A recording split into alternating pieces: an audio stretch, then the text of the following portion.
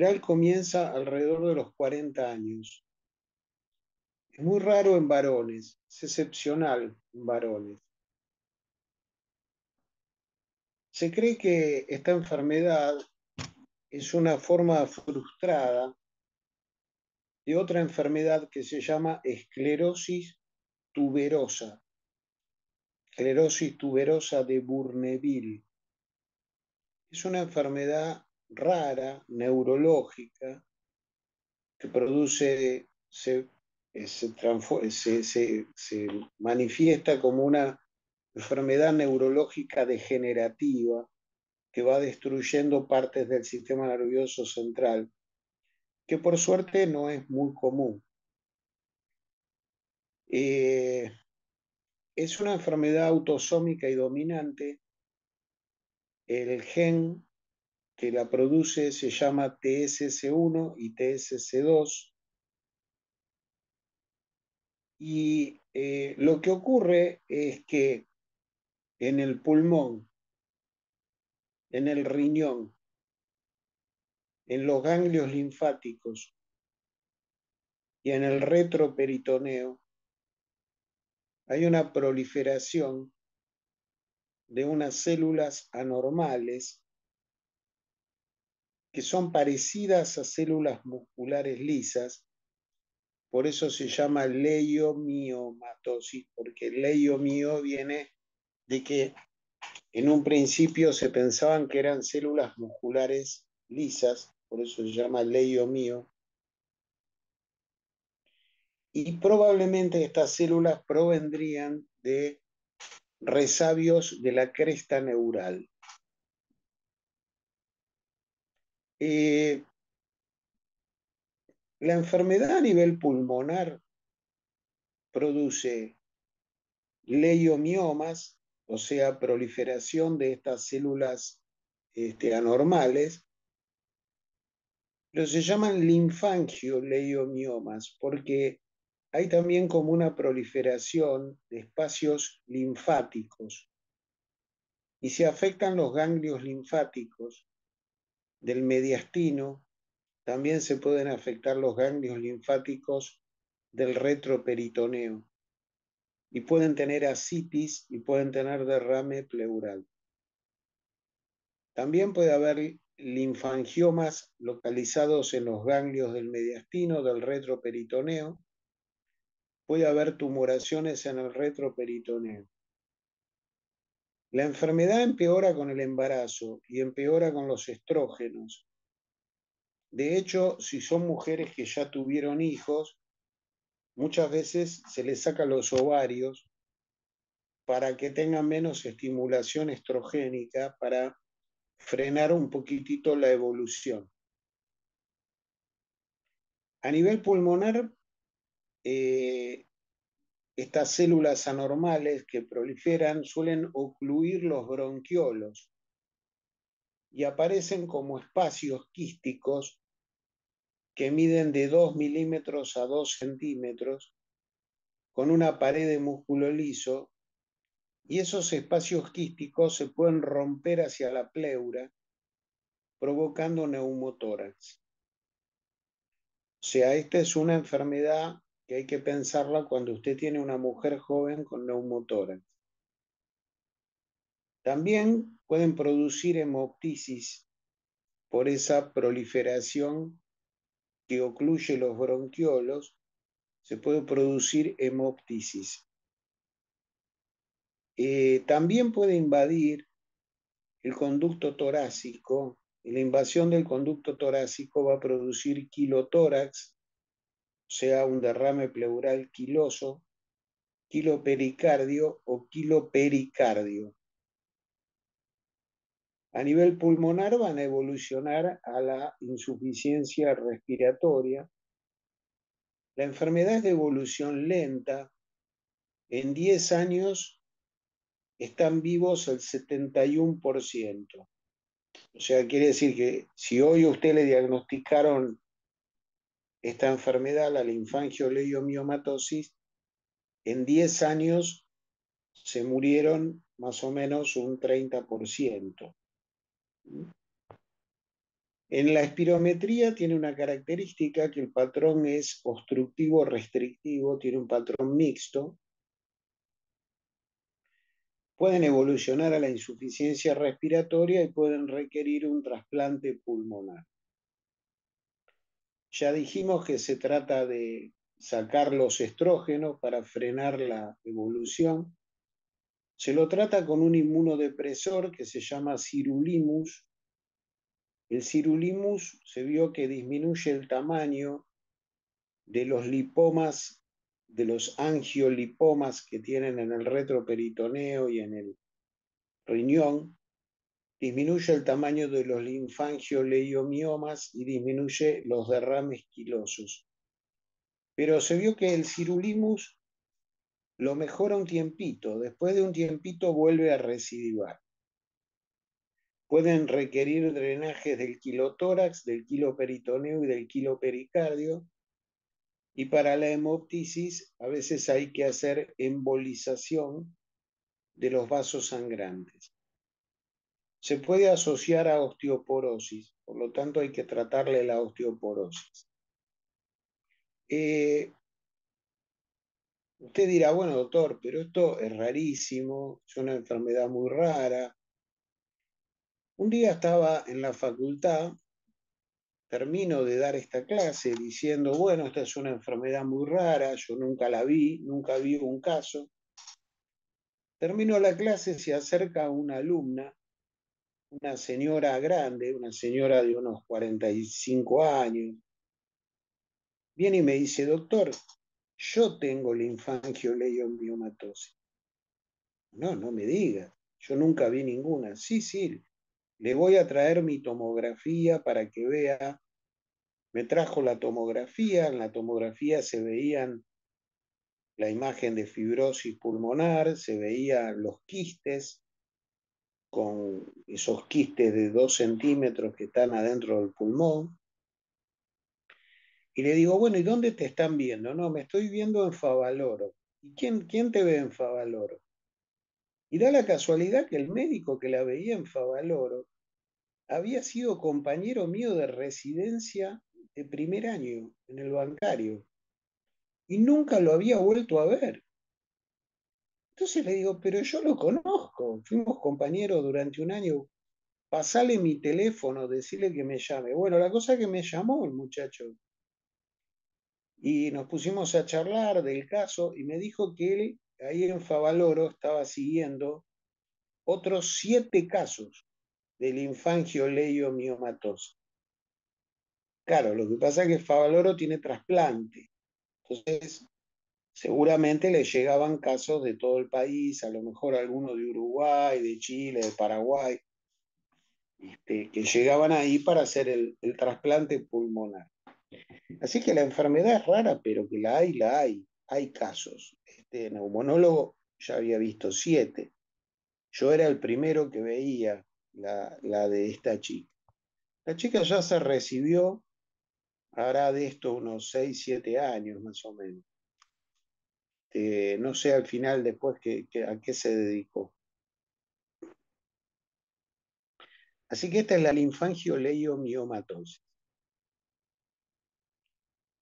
Después tenemos la histiocitosis pulmonar. La histiocitosis es una enfermedad muy relacionada con el tabaquismo. De hecho, cuando usted tiene histiocitosis, le dicen que tiene sí o sí que dejar de fumar, porque mientras usted sigue fumando, la enfermedad sigue avanzando. Usted sabe que nosotros tenemos en la sangre unas células que se llaman monocitos, que cuando pasan a los tejidos se llaman macrófagos, y a veces hay macrófagos fijos en algunos órganos. Por ejemplo, las células de Kupfer en el hígado. Bueno, esos macrófagos fijos en el pulmón se denominan células de Langerhans y son las células que infiltran todo el pulmón produciendo nódulos múltiples que van formando parches de fibrosis en el tejido pulmonar. Es una fibrosis a predominio de los lóbulos superiores y es una fibrosis que va destruyendo los bronquiolos. Acá la manera de certificar el diagnóstico es hacer un lavado broncoalveolar. En el lavado broncoalveolar se observan las células de Langerhans y esas células el patólogo las identifica porque reaccionan contra anticuerpos contra una proteína que se llama S100. Entonces, esas células que reaccionan anticuerpos contra la proteína S100 son células de Langerhans. Son células que tienen forma de raqueta de tenis y presentan gránulos que se llaman gránulos de Birbeck o gránulos de Langerhans. A nivel pulmonar producen insuficiencia respiratoria con fibrosis pulmonar, con imágenes quísticas. Por esas imágenes quísticas, 13% de los casos pueden tener neumotórax. Pueden tener malestar general, pérdida de peso y fiebre.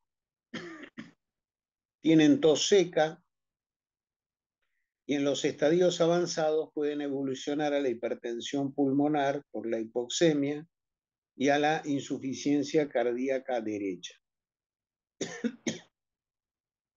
La histiocytosis, además de afectar el pulmón, puede afectar huesos, sobre todo la mandíbula, las costillas y el cráneo. Produce lesiones como si fuera lesiones redondeadas, lesiones en sacabocado. Las lesiones en la mandíbula pueden provocar que el paciente pierda muelas. Y también 20% de los casos puede tener compromiso de la zona hipotalámica. O sea, se produce proliferación de células de Langerhans en la zona hipotalámica y el paciente puede tener una diabetes insípida. En algunos pocos casos, una minoría, a veces puede evolucionar a una leucemia o a un linfoma. Sería una leucemia o un linfoma relacionado con los monocitos. En la espirometría el patrón es mixto, obstructivo y restrictivo. Tienen que dejar de fumar. Algunos pacientes al dejar de fumar ya mejoran. Se los trata con corticoides. La mortalidad es del 4% y la sobrevida más o menos es de 13 años. Se puede hacer el trasplante pulmonar, pero la enfermedad puede recidivar en el pulmón trasplantado.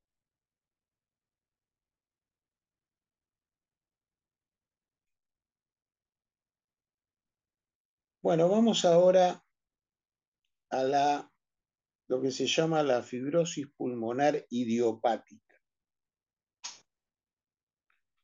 La fibrosis pulmonar idiopática ha tenido un auge en estos últimos 6, 7 años, básicamente por la aparición de dos medicamentos carísimos, pero que demostraron que pueden detener a veces la progresión de esta enfermedad a la insuficiencia respiratoria. Eso ha llenado de esperanza a los neumonólogos que antes veían a esta fibrosis como enfermedades que estaban absolutamente condenadas a la muerte. Eso ha generado de que ahora se las estudie con mucha más dedicación, porque se ha visto que dentro de estas fibrosis idiopáticas hay distintos tipos y que algunas tienen mal pronóstico y algunas tienen buen pronóstico. En realidad, cuando hablamos de buen pronóstico, significa que tienen buena respuesta a los corticoides. Y mal pronóstico es que no tienen buena respuesta a los corticoides. Esta es una enfermedad más común en varones mayores de 50 años. Aparentemente habría una noxa ambiental, puede ser el humo, irritantes, la polución ambiental, el polvo, infecciones virales. Algunos le echan la culpa a un reflujo gastroesofágico intenso, crónico y severo. También pacientes que a veces tienen microaspiraciones crónicas. Lo concreto es que cualquiera de estas cosas daña el alvéolo, daña los alvéolos, y el alvéolo responde con una reparación descontrolada, con fibroblastos y mioblastos que fabrican enloquecidamente colágeno. Mucho colágeno, y eso es lo que hace que el paciente evolucione a la fibrosis pulmonar. Ustedes van a ver a lo largo de este año que tenemos algunas enfermedades que tienen el rasgo común de tener fibrosis descontroladas. Por ejemplo, la cirrosis, por ejemplo, estas fibrosis pulmonares idiopáticas, por ejemplo, la fibrosis retroperitoneal, por ejemplo, la fibrosis mediastinal. Son enfermedades donde el fibroblasto se vuelve loco y prolifera y produce fibrosis. Vamos a hablar primero de las dos fibrosis de mal pronóstico.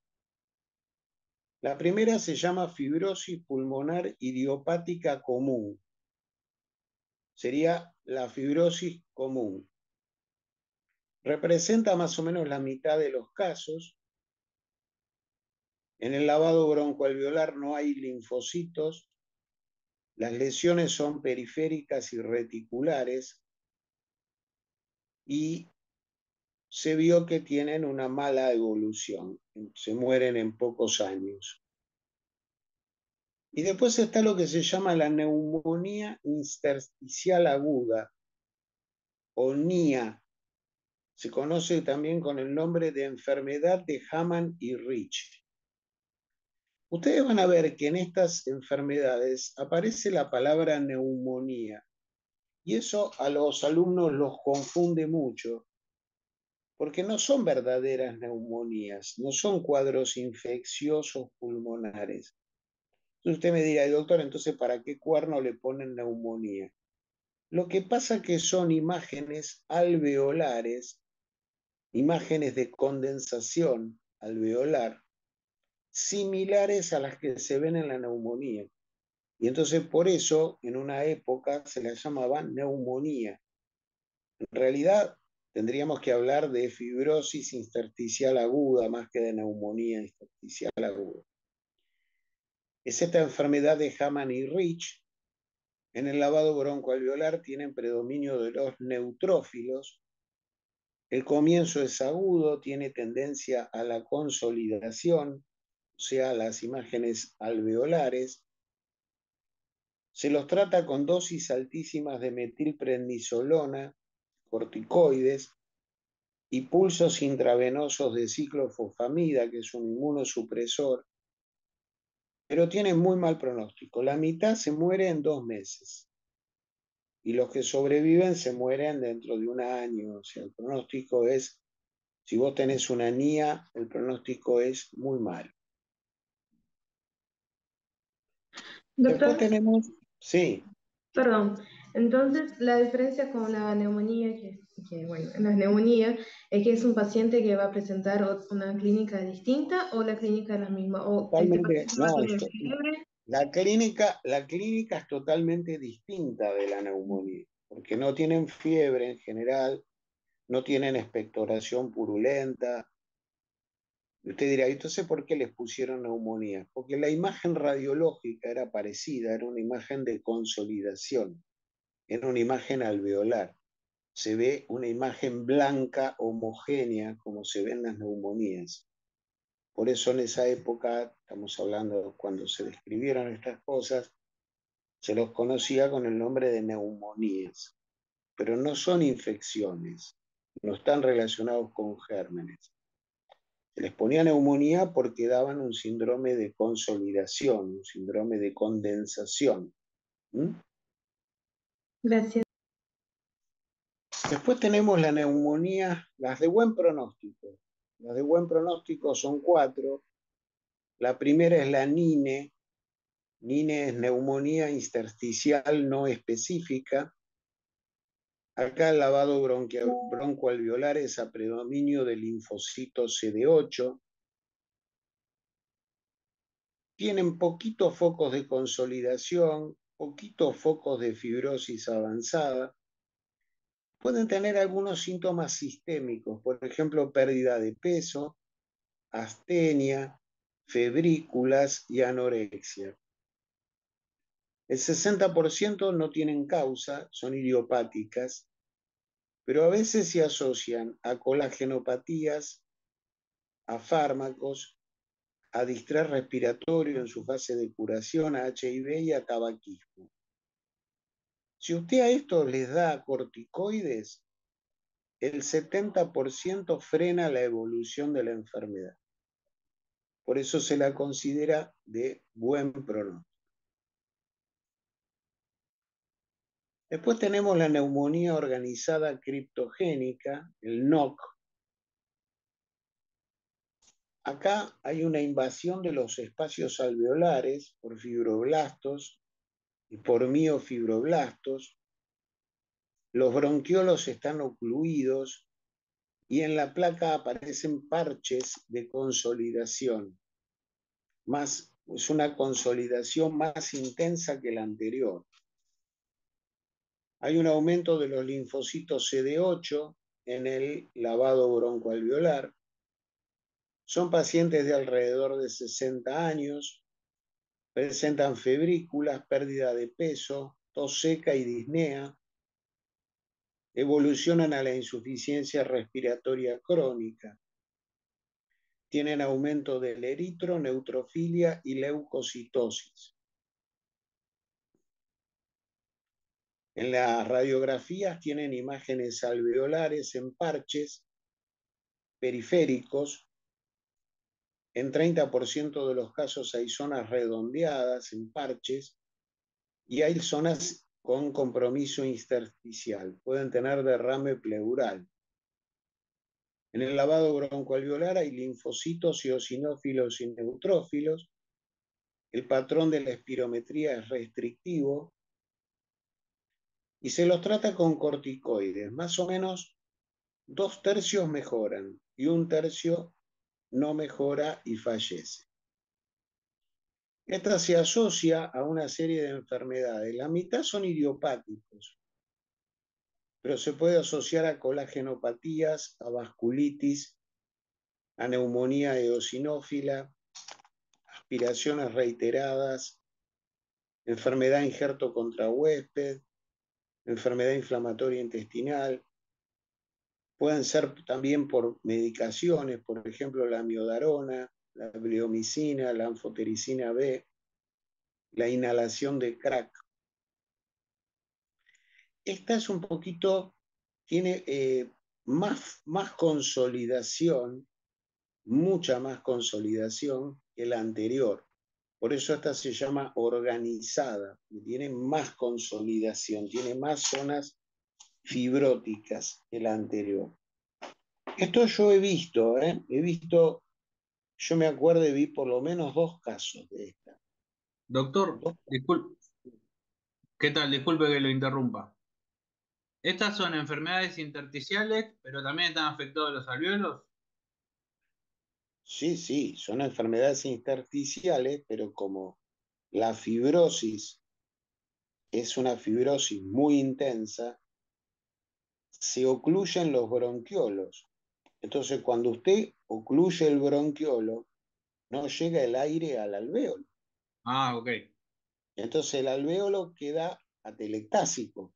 Sí, sí, sí, sí, perfecto. Se produce como una atelectasia alveolar. Por eso se ven zonas de consolidación, porque se ve como una atelectasia. Vio que usted en la atelectasia ve todo blanco. Sí. Entonces, hay como zonas atelectásicas pulmonares, porque la enfermedad, al producir una fibrosis tan intensa, invade el bronquiolo. Al invadir el bronquiolo no llega el aire al alvéolo, por eso el paciente tiene insuficiencia respiratoria. ¿Mm? Ok, gracias. Bueno, después tenemos la neumonía intersticial descamativa, que se llama NID. Estos tienen macrófagos en los alvéolos. En el lavado broncoalveolar tienen macrófagos. Se asocia a tabaquismo y es de curso crónico, o sea, no te mata, pero te va deteriorando a lo largo de los años en forma crónica. Y finalmente la neumonía intersticial linfoide, que se llama NIL. Es más común en mujeres, hay predominio de linfocitos, tienen una evolución crónica, pueden tener fiebre, artralgias y pérdida de peso, y se puede asociar a colagenopatías, a linfomas, a HIV o a enfermedades autoinmunes. Tienen anemia e hipergamaglobulinemia y el 70% responde a los corticoides.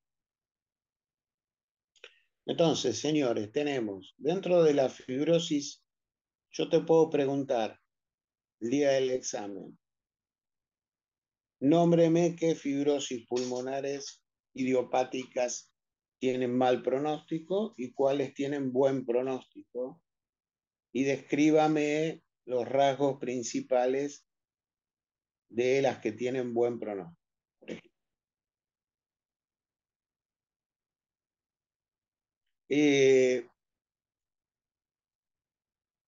¿En qué se ha avanzado en los últimos años? Bueno, se ha avanzado en que se ha encontrado un anticuerpo marcador que se llama antiperiplaquina.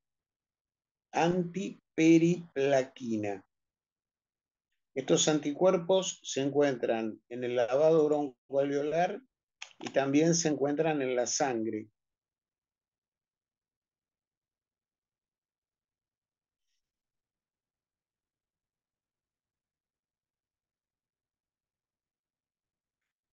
En el tratamiento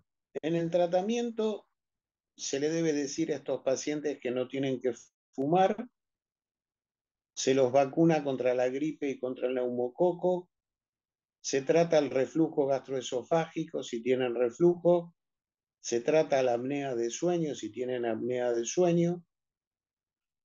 Siempre se hacen pruebas con corticoides y con inmunosupresores durante algunos meses a ver si el paciente responde bien a los corticoides y a los inmunosupresores. Recuerden que hay algunas que responden bien, son el 70% de respuesta positiva, pero hay un 30% que no responde y se muere. Se va deteriorando, deteriorando, deteriorando, cada vez la fibrosis va avanzando, cada vez tiene menos alvéolos y llega un momento que se murió. En los últimos años aparecieron dos drogas nuevas. Una droga es la pirfenidona. Pirfenidona. Es una droga que tiene un efecto antiinflamatorio, antifibrótico y antioxidante. Se empieza con una cápsula por día. Las cápsulas son de 267 miligramos durante una semana. Después de la primera semana se sube a 2 cápsulas por otra semana y después finalmente a 3 cápsulas por día, y esa es la dosis de mantenimiento. 3 cápsulas de pirfenidona por día. Hay que chequear el hepatograma porque puede traer trastornos de las enzimas hepáticas. Y se está usando otra droga que es el nintedanib. Nintedanib. El nintedanib es un inhibidor de la tirosina quinasa. Se usan 150 miligramos por boca cada 12 horas con las comidas. Puede producir aumento de transaminasas, náuseas, vómitos y diarreas, y enlentece también la evolución de la enfermedad. Estos pacientes llegan a un momento que van a requerir oxígeno domiciliario y pueden llegar a requerir trasplante de pulmón. Respecto al trasplante de pulmón, usted sabe que en general no se trasplanta a gente de más de 50 años, porque se vio que los trasplantes en gente de más de 50 años tienen mal pronóstico. Se los trasplanta si son gente más joven. El ejemplo es Sandro. Sandro lo trasplantaron, tenía 60 y pico de años cuando lo trasplantaron, y el trasplante fue un trasplante frustro porque no cerró bien la sutura del bronquio, el bronquio se abrió y hizo una sepsis y se murió porque estaba inmunodeprimido por el tratamiento del trasplante. Profe, ¿le puedo hacer una consulta? Sí, dígame. En la parte del tratamiento, cuando se dice que se hace la prueba con corticoides e inmunosupresores, en el libro dice que suele responder el 20%. ¿Está bien o es el 70% el que No, responde? depende del tipo. Ah, ok. Entonces dejo que suele Depende responder del el tipo. 20%. Claro, no, depende del tipo. Ah, bueno. Depende del tipo. O sea, hay tipos que responden el 70 y hay tipos que no responden nada y hay tipos que responden el 20. Ok. O sea, depende del tipo si usted tiene buena o mala respuesta al corticoide. Bien, gracias. Ojo, que buena respuesta no es que se le va la enfermedad, buena respuesta es que se detiene la progresión, o sea que la enfermedad no sigue avanzando. Eso se considera buena respuesta, que la enfermedad no siga avanzando. Porque si usted la deja librada a su libre albedrío, te mata la enfermedad, te va destruyendo el pulmón, te va destruyendo y te mata. No para sola. ¿Mm? Bueno, muy bien. Vamos a hablar un poquito de colagenopatías y pulmón.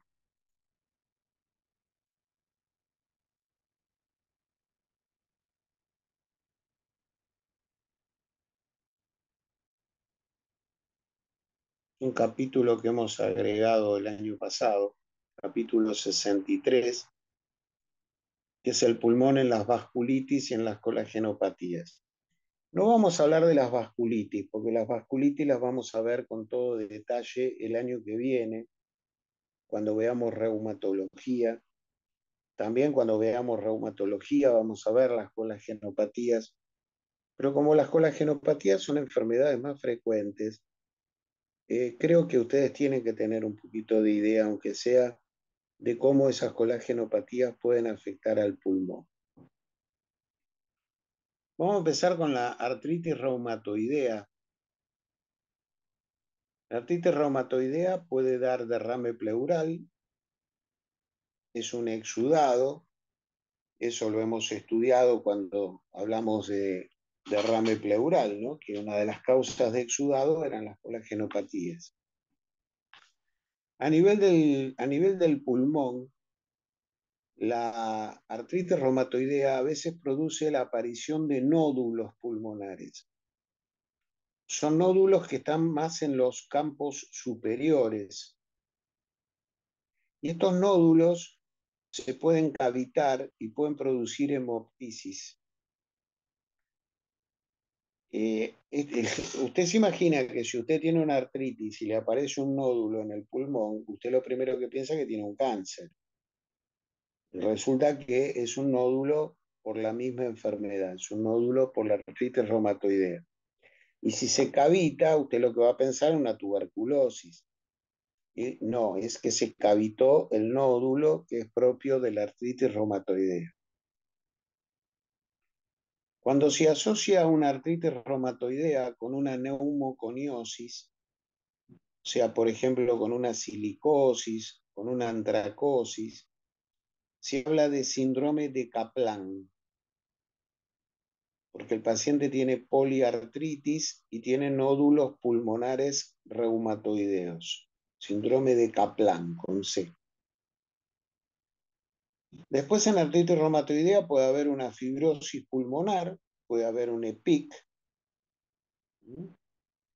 En general no suele ser un EPIC gravísimo, pero puede tener crepitantes tipo velcro a la ocultación, disnea progresiva, tos seca, puede tener imágenes nodulillares y afecta sobre todo a las bases pulmonares. Se presenta en el 40% de los pacientes que tienen artritis.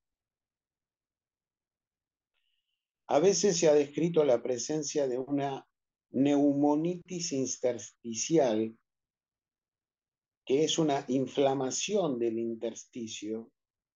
Se ve sobre todo en hombres con artritis entre 40 y 70 años fumadores.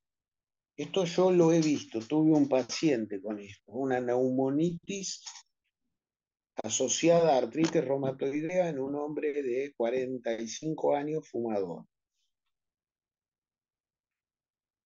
Es un cuadro de fibrosis pulmonar, pero tienen deterioro del estado general, malestar general. Se puede hacer el centellograma con galio y se puede hacer la tomografía. El patrón es un patrón retículo nodulillar. Y a los 5 años se murió la mitad. El paciente que yo tuve se murió en 5 años. Chico, muchacho joven, cuando yo lo estaba viendo era un paciente psicoanalítico mío. Cuando yo lo estaba viendo tenía 45 años y se murió a los 50 y pico se murió de su problema pulmonar. La artritis reumatoidea afecta a la articulación cricoaritenoide, entonces produce ronquera con obstrucción laringea y pueden tener nódulos en las cuerdas vocales. También pueden tener bronquiolitis obliterante aguda. La bronquiolitis obliterante aguda es muy parecida a la neumonía criptogénica, esa que escribimos. Tienen zonas con patrón alveolar, otras zonas con patrón retículo nodulillar y producen obstrucción de los bronquiolos con áreas de atelectasia. Así que esto es todo lo que puede tener la artritis reumatoidea. La espondilitis anquilosante no es una colágenopatía, es una enfermedad seronegativa, o sea, tiene factor reumatoideo negativa, pero puede producir fibrosis pulmonar, pero con una característica, afecta a los lóbulos superiores y aparece en las fases avanzadas de la enfermedad. En el lupus podemos tener derrame pleural. Es un derrame pleural que va a tener positivo los anticuerpos para el lupus y que es un exudado. Puede haber una neumonitis lúpica aguda a nivel pulmonar. Puede haber una enfermedad intersticial crónica, o sea, un EPIC. Y hay manifestaciones pulmonares graves, por ejemplo, hipertensión pulmonar, distrés respiratorio, hemorragia alveolar. Son manifestaciones graves que se pueden presentar a nivel pulmonar en los pacientes con lupus.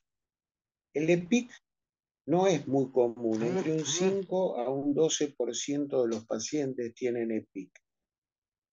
Así que no es una cosa tan común el EPIC.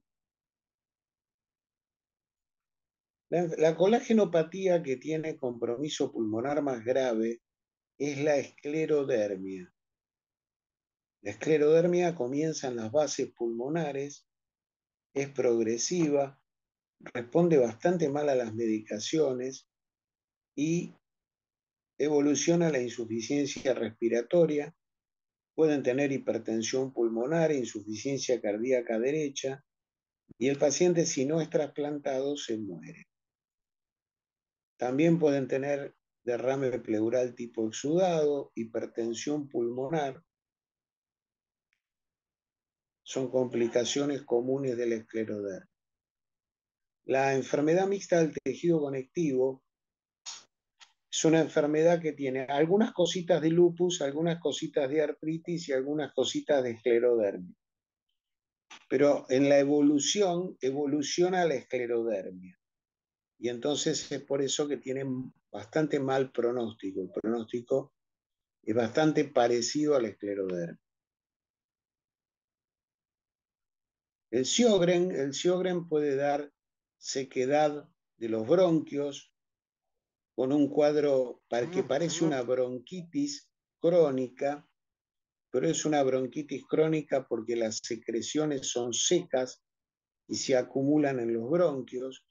Pueden tener expectoración hemoptoica y a nivel pulmonar pueden tener un EPIC y un derrame pleural tipo exudado. La policondritis recidivante es una enfermedad rara. Yo vi un solo caso y el caso que vi era una alumna de la facultad. Tenía policondritis recidivante y la madre había muerto de una fibrosis pulmonar. Y yo creo que la madre también tenía policondritis y nadie se la diagnosticó. Es una enfermedad que afecta a los cartílagos, afecta al cartílago de la nariz, afecta el cartílago de la laringe, afecta el cartílago de la tráquea. También puede afectar los cartílagos de las costillas. A nivel pulmonar puede dar un EPIC. La dermatopolimiositis también puede presentar enfermedad pulmonar intersticial crónica y puede presentar hipertensión pulmonar. A estos casos de dermatopolimiositis con compromiso pulmonar se los llama síndrome de la sintetasa. Síndrome de la sintetasa. Es raro que produzca neumonitis de curso fulminante.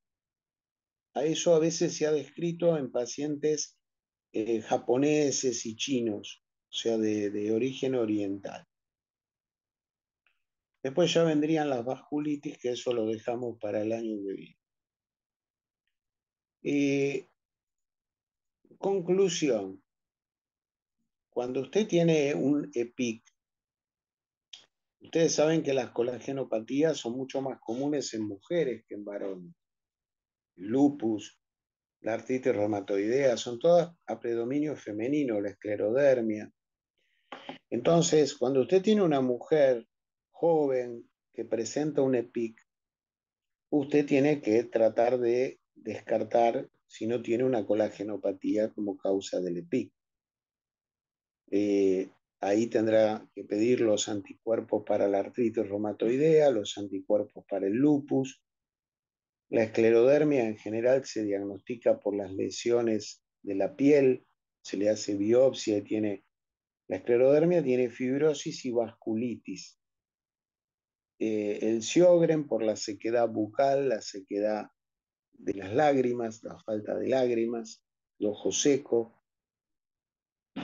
La dermatomiositis por la debilidad muscular, marcada debilidad muscular. Así que recuerden eso, que si tengo un paciente con EPIC, es una mujer joven, yo pensaría en las colagenopatías y pensaría en la linfangioleiomyomatosis. Le dije yo que la linfangioleiomyomatosis es una enfermedad rara, pero es más común en mujeres jóvenes. Si en cambio tengo una fibrosis pulmonar en un señor de 60 años, y pensaría más en una fibrosis pulmonar de estas idiopáticas, que en general aparecen a mayor edad, gente grande. Pensaría más en eso. Recordar el antecedente laboral, que ya hablamos al mediodía, ¿no? Siempre preguntar si ha tenido antecedentes de exposición a polvos inorgánicos, a polvos orgánicos, a herbicidas, si ha tenido exposición en su trabajo, preguntar muy bien de qué trabajó antes, porque a lo mejor el tipo ahora es remisero, pero antes era minero y trabajaba en una mina en Bolivia. Yo me acuerdo una vez tuvimos un caso de un tipo joven que consulta con un EPIC y bueno, se lo mandamos al neumonólogo, no quedaba muy claro la causa, le buscamos todas las causas y entonces le preguntamos al tipo de qué trabajaba y el tipo, ponele, nos dijo que era contador. Nosotros decíamos, pero no encaja nada, ¿por qué tiene este tipo de EPIC? Entonces le preguntamos si él había estado expuesto a polvos. Y el tipo dice, no, lo que pasa es que mi papá tenía en mi casa donde yo vivía, mi papá tenía montado una fábrica de tizas para billares, para pool. ¿Vieron que cuando uno va a jugar al pool te dan una tiza para ponerle al taco, para que el taco no lastime a la bola? Bueno, el tipo tenía una fábrica de esa tiza, pero estaba en la casa del tipo la fábrica. Entonces el pibe era chiquito y andaba todo el día por ahí por la fábrica pelotudeando. Y claro, había en el ambiente el polvo que había, era un polvo provocado por la tiza. Y este inhalaba todo ese polvo y entonces tenía 35 o 40 años y ya tenía un EPIC severo. No me acuerdo después si no terminó con un trasplante de pulmón. Entonces, les comento esto para que vean la importancia de lo laboral acá, la importancia de lo laboral. Repetimos de vuelta lo del cuadro clínico. El cuadro clínico es un paciente que tiene disnea, es una disnea progresiva, que empieza como disnea a grandes esfuerzos, después a medianos esfuerzos, después a pequeños esfuerzos, después al hacer las tareas cotidianas y después disnea de reposo. Tiene tos seca, no hay flema, no hay expectoración. En general no hay fiebre. Algunos raros casos como la histiocitosis puede tener alguna febrícula, pero no tienen fiebre franca como tiene una neumonía. No tienen flema, por eso no es una neumonía, porque las neumonías tienen flema y tienen fiebre. No es una neumonía típica. La diferencia con la neumonía típica es que la neumonía típica va a tener flema y va a tener fiebre. Profe, Sí, mira, y por ejemplo, yo a veces pienso, la gente que vive, que tiene su casa en lugares como Loma Negra, también, claro. porque ahí está ese polvillo y estará en el aire, Sí, ¿no? sí, Muy claro. finito. Ah, Sí, claro, es así, tal cual. Gente que vive, a lo mejor vive al lado de la fábrica y el tipo te dice, no, yo no trabajo, pero viví toda la vida al lado de la fábrica que produce tal polvillo. Sí, esas cosas ocurren, esas cosas ocurren. Por eso hay que hacer un prolijo interrogatorio. Mirá, yo en el verano estuve en un country, ¿no? Y justo un árbol, vino un temporal y se había caído un árbol. Entonces vienen unos muchachos a cortar el árbol caído. Y los muchachos cortaban todo el árbol, levantaban un polvillo y los tipos lo hacían sin ningún tipo de protección. Entonces yo voy y le digo, no, escúchame, ustedes dos están locos, le digo, miren que ustedes están respirando todo este polvillo, te vas a quedar sin pulmón a los 50 años, no vas a tener más pulmón. Vos tenés que usar barbijo, no podés trabajar sin barbijo. Porque esto es todo un polvillo que vos levantás del acerrín al cortar los árboles, que lo estás inhalando todo el tiempo. Así que es muy interesante todo eso, muy interesante. Lo concreto que los EPIC representan los pacientes de diagnóstico más complejo de los neumonólogos.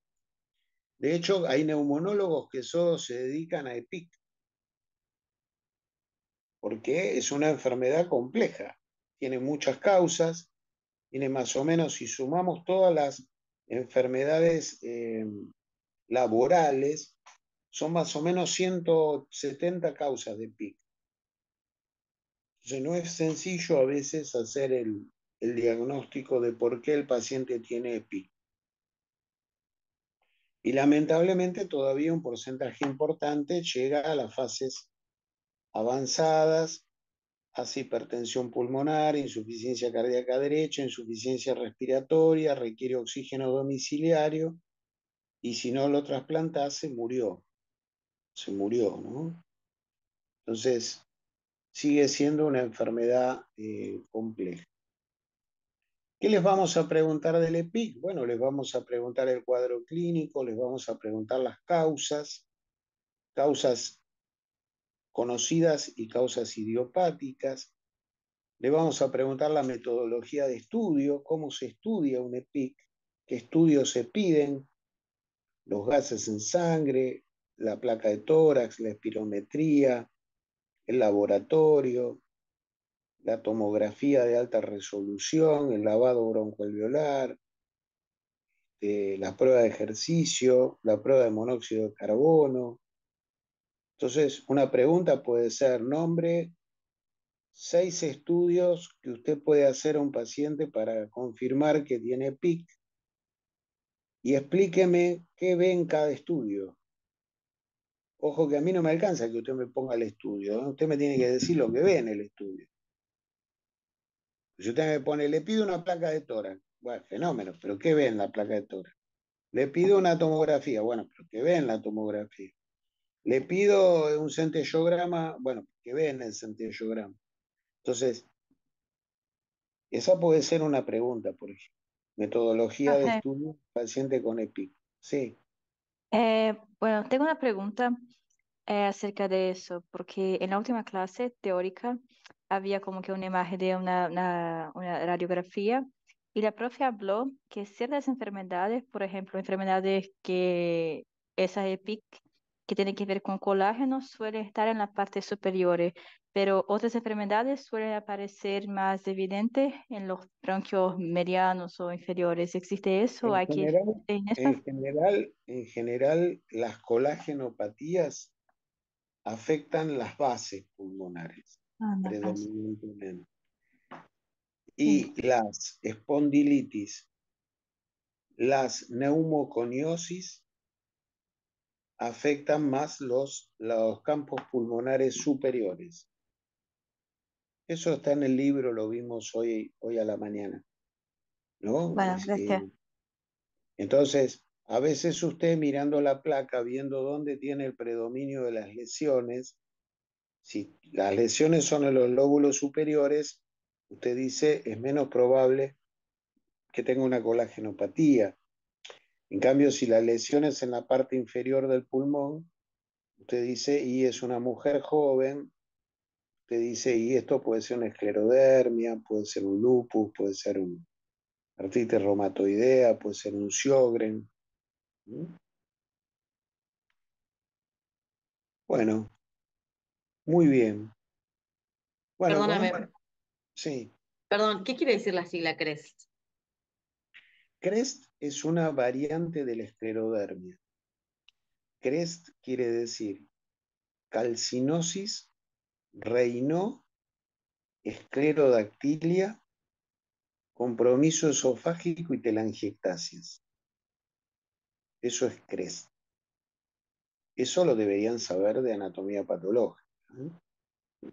CREST es una variante de la esclerodermia, una variante un poquito más benigna que la esclerodermia, pero que tiene calcinosis, que son depósitos de calcio en el tejido subcutáneo, Raynaud, fenómeno de Raynaud, o sea, pone la mano en el agua fría y la mano se le pone toda blanca y pálida y le duele. Tiene compromiso esofágico, reflujo esofágico severo por la fibrosis esofágica tiene esclerodactilia, o sea, compromiso de los dedos de la mano por la esclerodermia, y tiene telangiectasias en la cara. Eso se llama CREST. Es una variante de la esclerodermia más benigna, tiene en general mejor pronóstico, tener un CREST que tener una esclerodermia completa. Tiene menos compromiso de los órganos internos.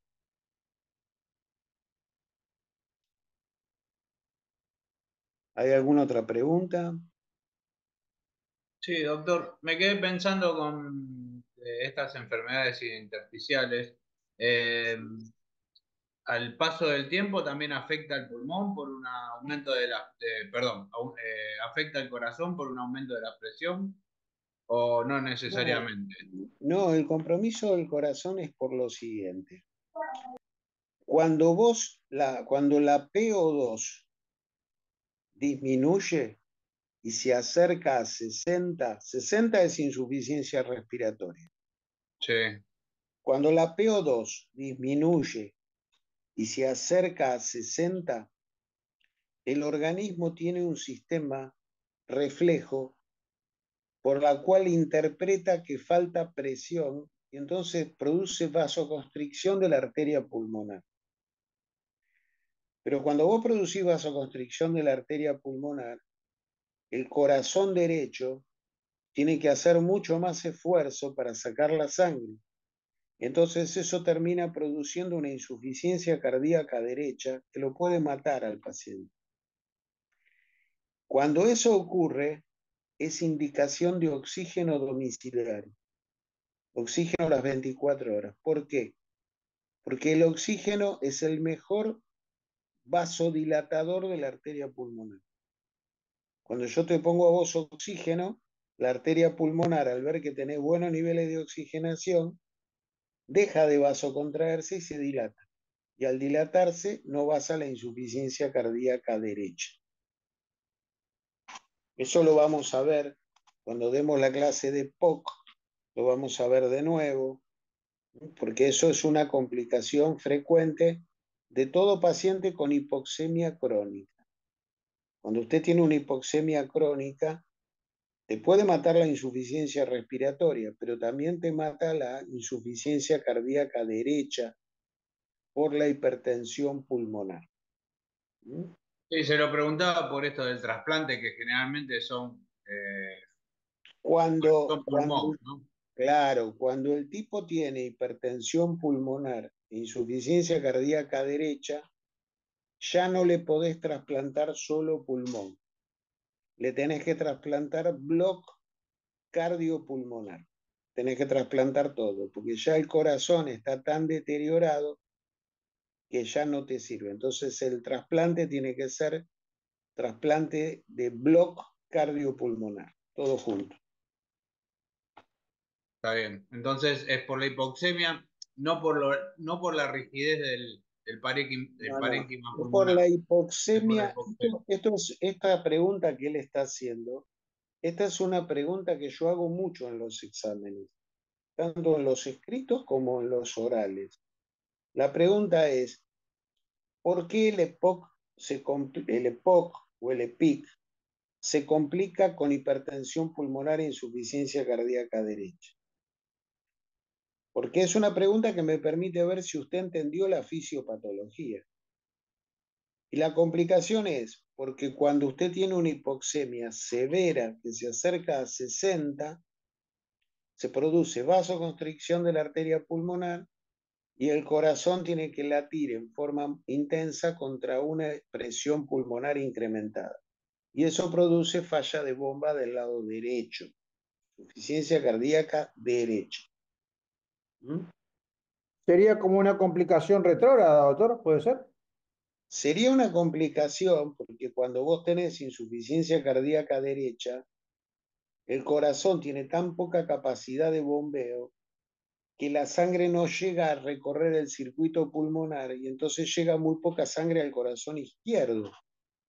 Entonces después empieza a sufrir las coronarias también porque reciben poco aporte para la circulación sistémica, porque al estar con hipertensión la arteria y estar vasocontraída, no deja que pase bien la sangre por el circuito menor.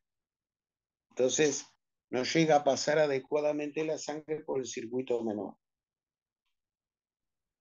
Esto es una pregunta. Disculpe que insista, ¿no? Que hacen. ¿Cómo?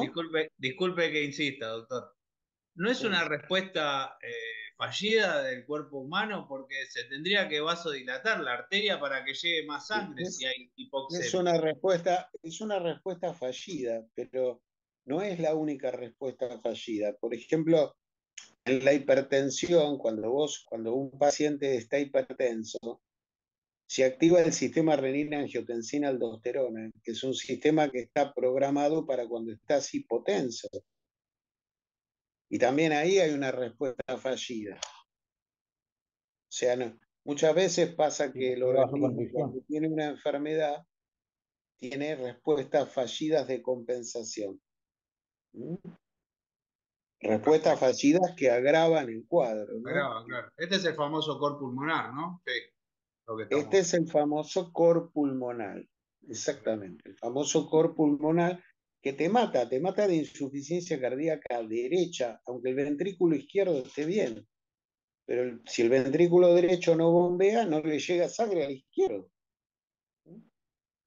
Sí, se forma un círculo vicioso. Exactamente. Gracias, doctor. Bueno, no sé si hay alguna otra pregunta, alguna otra duda. Bueno, supongo que deben haber estudiado en el fin de semana largo bastante, espero. Y miren que el examen lo vamos a tener ya la primera semana de mayo. Va a haber un grupo que va a tener el 1 de mayo. Entonces, como el 1 de mayo es feriado, no le podemos tomar el examen el 1 de mayo, así que se lo vamos a tomar el otro miércoles, el 8 de mayo. Porque el miércoles 1 es feriado nacional porque es el Día del Trabajo. Profe, justo que mencionó eso, lo del feriado, me acordé que el segundo parcial, para las comisiones que tenemos el seminario el martes, 9 de julio, cae feriado. Y tenía la duda de cuándo va a ser ese mismo día igual, por más que sea feriado, o cómo es. No. Feriado no podemos tomar. No. Si la semana que sigue todavía no empezaron las vacaciones de invierno, se toma la semana siguiente. Ah, ok. Si ya empiezan las vacaciones de invierno, lo que podemos hacer es redistribuir a la gente que vengan en las distintas comisiones de la semana. Perfecto, listo. Muchas gracias. Son las dos posibilidades que tenemos. Eso se avisará cuando tengamos cardio. Bueno, vayan a estudiar, vayan preparando EPOC, vayan preparando neumonía, vayan preparando cáncer, temas importantes que todavía no hemos visto y que vamos a ver en estas semanas. Bueno, nos vemos, chau. Doctor, gracias. Gracias, profe. Gracias, doctor. Hasta luego.